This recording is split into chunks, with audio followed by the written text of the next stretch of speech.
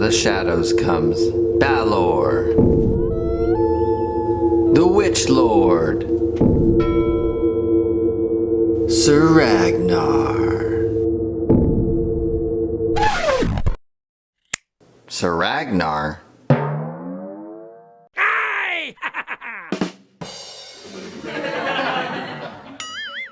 Wait, what?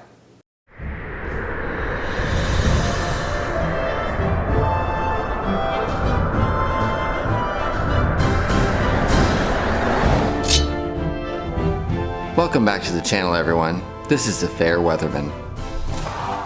Are you tired of facing off against the same evil villains, quest after quest after quest, battling the same Dread Sorcerer, the same orcs and zombies? Now don't get me wrong, they are wonderfully crafted miniatures. I happen to love the Dread Sorcerer's grin, and all of the new sculpted Avalon Hill monsters. But they are far too often used as placeholders for all of the named villains you'll face in the dungeon. If you're anything like me, and you choose to play HeroQuest on Beast Mode, the standard figures just won't do. Can we get some variation? Yes. And today I'm going to show you how. If you like what you see, please hit the like button and subscribe so I can continue to provide more HeroQuest content. And for those of you who are already subscribed, thank you for your continued support. Not long after I purchased my 2021 Avalon Hill re-release of HeroQuest, I scoured the internet looking for really cool sculpts to add to my dungeon. So I headed to Etsy and found a handful of vendors who had alternative sculpts for the 10 named characters your heroes will face off in the dungeon. I found a US vendor, Mountain View 3D, who has all of these sculpts in a bundle at a great price. Now these sculpts will arrive without the bases glued on, and you do have an option of getting the standard plain base or a cobblestone base. The glue I found that works really well is the gel type Loctite super glue. These miniatures are printed with top quality resin. They have insane detail in them, and if you are someone who likes to paint your sculpts, you're gonna have a blast painting these up. The first model you get is Sir Ragnar from Quest 2. Now this sculpt is very familiar to the Mythic tier release that I happened to miss out on. And it's way more immersive to have an injured Sir Ragnar that appears in front of you that you get to then lead out than the standard Dread Sorcerer. You also will get a second Sir Ragnar, a healthy version with the sword and armor that I personally like to use when we played through The Betrayal of Sir Ragnar, a fan-made expansion by Lazurin. This expansion works really well to create a backstory for Sir Ragnar, but it appears we may be getting an official backstory to Sir Ragnar in First Light. If you haven't quite seen my video explaining that, please check it out. This sculpt is really excellent and can be used in future expansions as Sir Ragnar is played in the Rise of the Dread Moon. The next sculpt that you get is the Orc Warlord, Ulag, from Quest 3. Now it is suggested by Avalon Hill to use the orc with the giant sword to represent the Orc Warlord, which is great, but we've fought this monster multiple times over in the dungeon. And so when our heroes open the door and see Ulag standing there, it isn't anything special. This figure is that very something that stirs up a bit more excitement of a unique battle that's about to happen. Now my only complaint about this sculpt is Ulag is a little short compared to the other orcs in the room, but his armor is fantastic. It's really a great sculpt. Now when my package arrived, I was thrilled when I opened it up to see a traditional Chaos Warrior staring right back at me. Gulthor is a perfect sculpt, menacing and tall, pointing at the heroes with this giant battle axe, just begging them to attack him. Gulthor can be used in Quest 4 and the Dread Warrior from Quest 11. Grak, the Orc Chieftain. What's really cool about this Grak sculpt from Quest 6 is he's actually wearing the cloak that's stated in the quest book.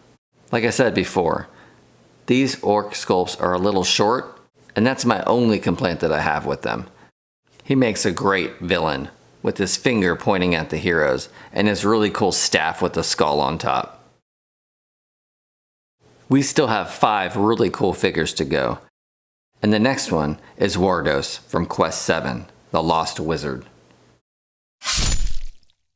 This is probably my favorite sculpt out of the bunch. I like his zombie-like appearance that's starting to decompose from all the chaos magic running through his bones. It's recommended in the quest book to use a zombie for this, but like I said, we fight zombies all day long in the dungeon. It was really cool to see an alternative sculpt that our heroes can face off in the dungeon. Balor, the Dark Mage, from Quest 8. Now you might notice that this figure is painted purple. Like I said in prior videos, I really like the traditional colors of heroes being red and orcs and goblins being green and the undead being white. And so what I did when I introduced my homebrew content, I chose a new color, which was purple. What I like most about this sculpt is it has a really cool evil mage appearance, which the Dread Sorcerer doesn't. It's clearly a skeleton, and this named villain isn't that. So I'm really happy with this sculpt. And now rounding out the bottom 10 is the Witchlord. This is a really awesome sculpt and is identical to the Return of the Witchlord box art. Now I believe the Witchlord was also included in the Mythic tier release, so I'm thrilled to say I now have a version of it that I can utilize in my dungeon. This figure really did provide a cool experience as we worked our way through all of the quests up until 12 and 14 when it would finally appear. And he just looks really awesome on the board, directing all of the undead to attack the heroes. This is a must-have for your dungeon. Mentor, the Guardian of the Lord Tome.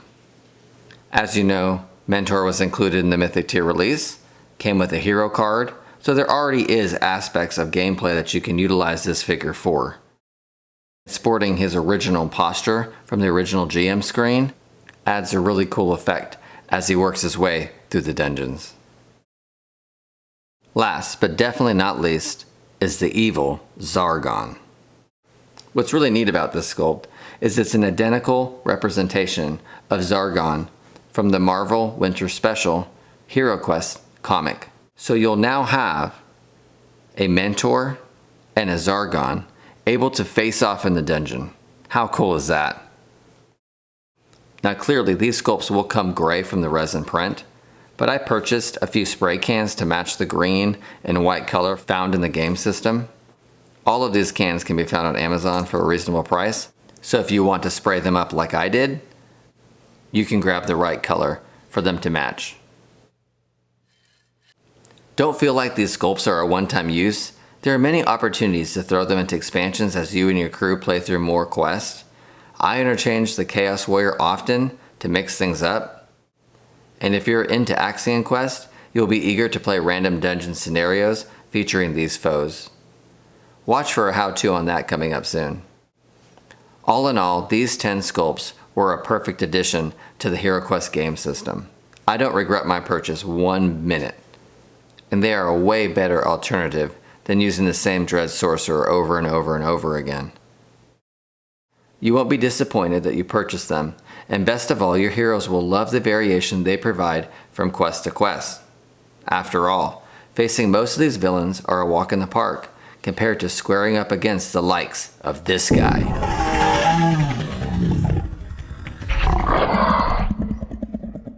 Thank you for joining me in the dungeons today. If you found this video entertaining, please share it with the HeroQuest community, as I'm trying to grow to another 250 subs by the end of next week. And stay tuned for an upcoming classic monster video where I'll go through all of the monsters from the original game and their background lore, as well as a few bonus monsters Avalon Hill left out of the 2021 release. You won't want to miss it. Danger, you will soon discover, lurks in every shadow. Your very survival depends on your ability to work together, for no true hero stands alone.